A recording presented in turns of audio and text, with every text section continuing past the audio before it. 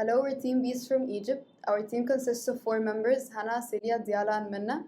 Hana and Celia are responsible for the software and electrical sector, while Diala and Minna are responsible for the mechanical sector. The theme of our performance is a magic show.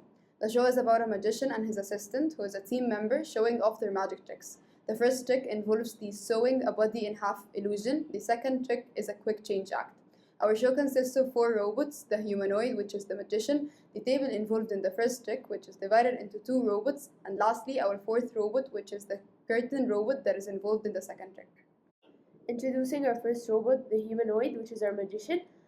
Starting off with the base, it's made of Lego EV3, consisting of 4 large motors, each connected to one mechanism wheel to allow the robot to move freely in many ways, such as diagonally. Moving on to the sensors, obviously the color sensor to avoid causing the black line. And for our first feature, the compass, to adjust positions and turns of the robot. We made sure to adjust it 10 centimeters away from the brain and 15 centimeters away from the motor to avoid the effect of the magnetic fields on the compass readings. And now for the body, our first choice was Vex, but there were too many disadvantages. It was too heavy on the base and it wasn't stable.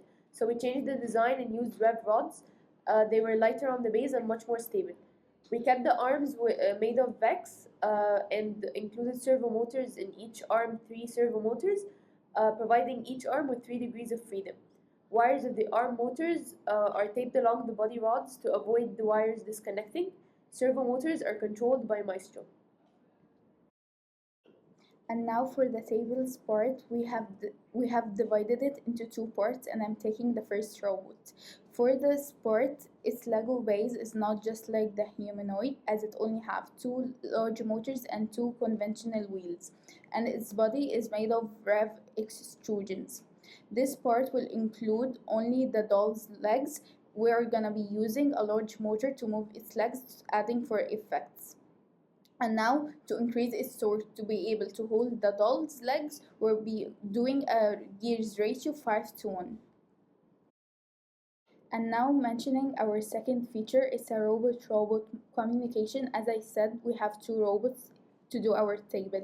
We needed to make sure we're gonna be able to align and merge back our robots back together after they do the show. So we added an IR transmitter in one and an IR seeker in one, where we're gonna be able to program the IR seeker to move accordingly to the values he's gonna read.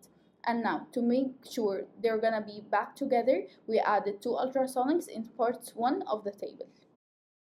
And for our 3rd feature, we have another robot-robot communication, but this time using Bluetooth to communicate the brains of both robots of the table, with part 2 being the sender and part 1 being the receiver.